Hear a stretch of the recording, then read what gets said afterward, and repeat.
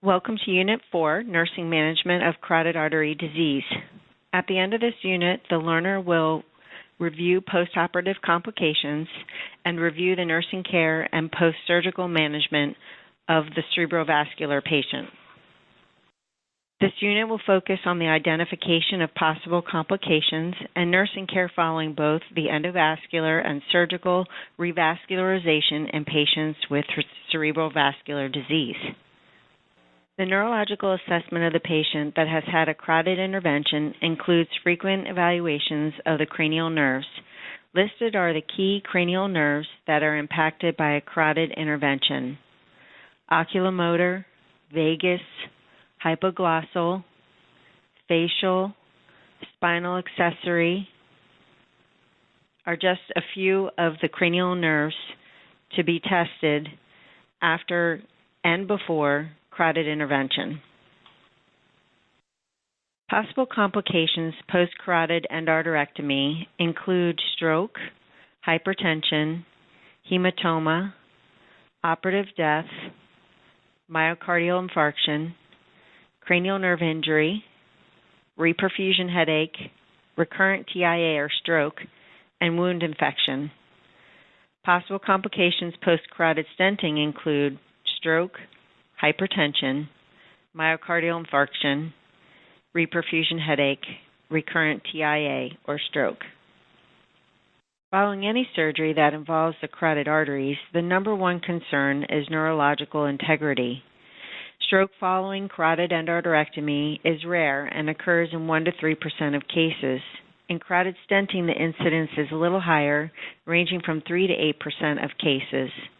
New procedures on the horizon in carotid stenting have even lower incidence of stroke. Improvements in stroke rate with carotid endarterectomy is in part due to improved surgical techniques, use of shunt intraoperatively, and changes in anesthesia techniques. During surgery and in carotid stenting, plaque or microemboli can become dislodged and travel to the brain, resulting in neurological changes.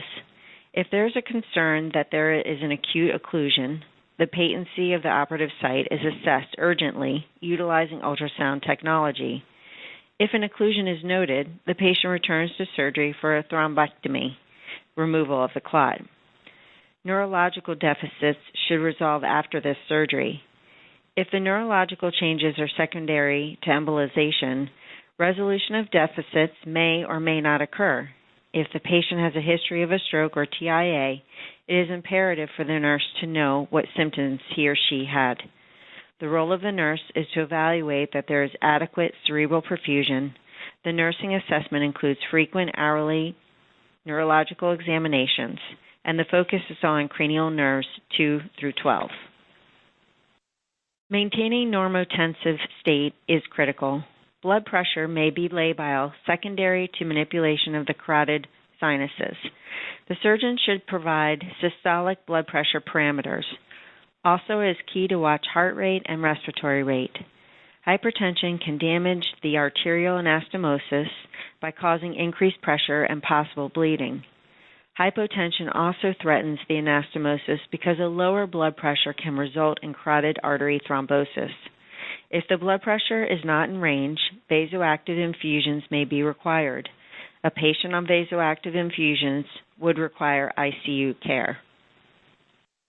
Bleeding at the incision site or a hematoma is a known complication of carotid surgery. The nurse should assess the dressing hourly for bleeding and mark the dressing with the pen to see if the bleeding continues. The nurse must assess for a hematoma and an outward collection of blood underneath the skin. This should be reported immediately to the surgeon. Occasionally, bleeding occurs inward and there is no visible sign of bleeding. Bleeding in hematomas can compromise the patient's airway. Bleeding should be suspected if there is an increase in the neck circumference of the patient and if the trachea is not midline. Voice quality changes may indicate bleeding or cranial nerve injury. The nurse should assess for respiratory distress, shortness of breath, changes in vital signs, anxiety, restlessness, pallor, cyanosis, or changes in level of consciousness. Also, laboratory assessment of the hemoglobin and hematocrit should be reviewed and compared to preoperative. There should be no sudden changes in the head of bed position. The head of bed should be raised to 25 to 30 degrees and maintained in that position. Avoid frequent changes.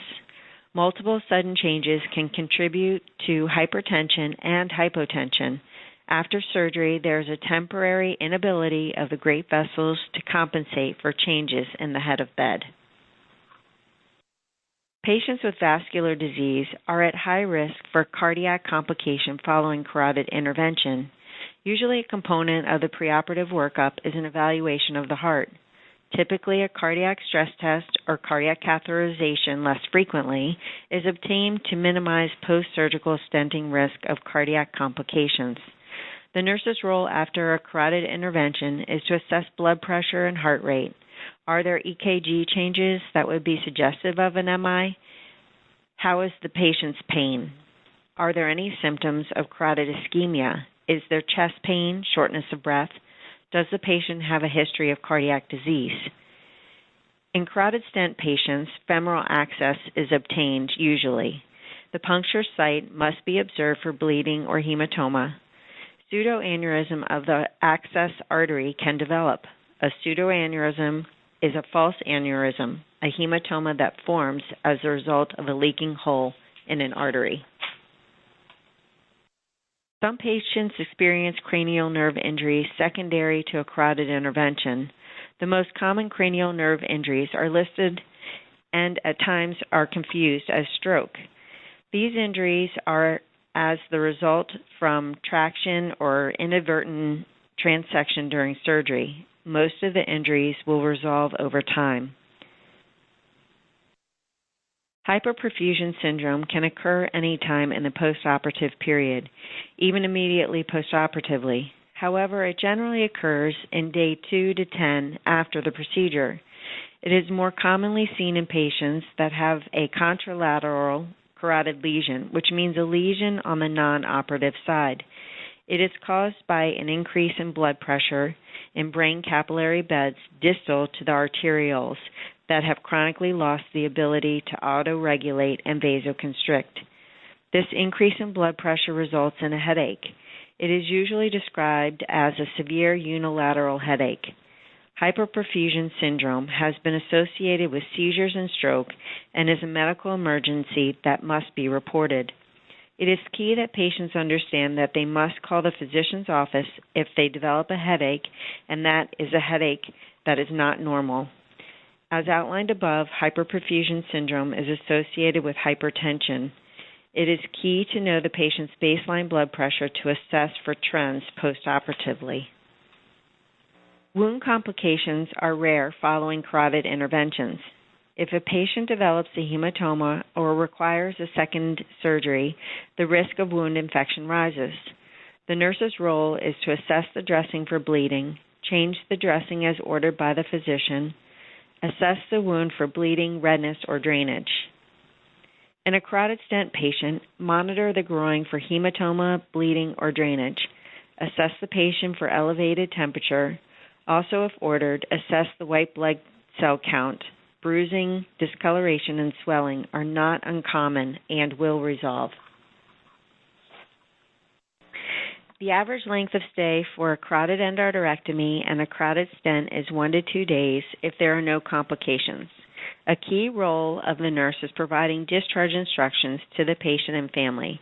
First, the nurse should provide an overview of the procedure that was done and what happened in the post-operative, post-procedural stay. Topics to cover include, but are not limited to, diet, smoking, hypertension, risk factor modification, driving, activity, bathing, wound care, and what to report to a provider. The diet should be a low-cholesterol, low-fat diet, given that the primary etiology of carotid disease is atherosclerosis. If the patient has dyslipidemia, the post-op diet is more important.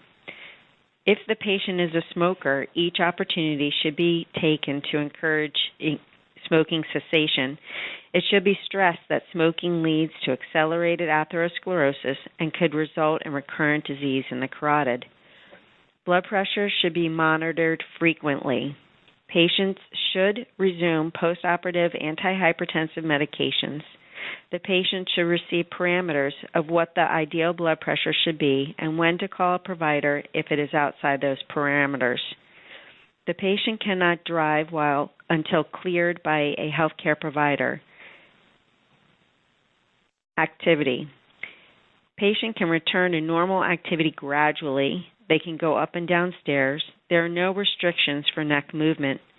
If there was femoral access, they can return to normal activity in 24 hours. No heavy lifting, restricted to 10 pounds for 2 to 4 weeks after surgery. It is okay to shower at the time of discharge. Wounds should be cleaned with soap and water. No special lotions or creams. The incision and puncture sites should be cleaned with soap and water daily and patted dry. Wound care is with soap and water. It's okay for a man to shave. Just need to be careful of the incision. The incision may be numb, and this is to be expected. What to report to a provider. If the patient has difficulty moving one side of the body or difficulty speaking, if there's elevated or lower blood pressures outside the prescribed parameters, if there's severe headache, redness or foul-smelling drainage from incision or puncture site, if there's temperature greater than 101, if there's sudden swelling or erythema of the wound or the neck. All of these should be reported to the surgical team. In summary, postoperative nursing care includes monitoring vital signs per unit standards to include blood pressure, heart rate, and respirations. Check for increased blood pressure, bradycardia, Cheyne-Stokes respirations. Neurochecks per standards to include cranial nerves 2 through 12. Assess for presence of gag reflex, difficulty swallowing, tongue deviation from one side to the other, lip symmetry, speech. Check for shoulder alignment and sternocleidomastoid muscle movement. Monitor the dressing for drainage or swelling. Monitor the airway for any signs of tracheal deviation. The patient should have no changes from baseline. This concludes the module on cerebral vascular disease.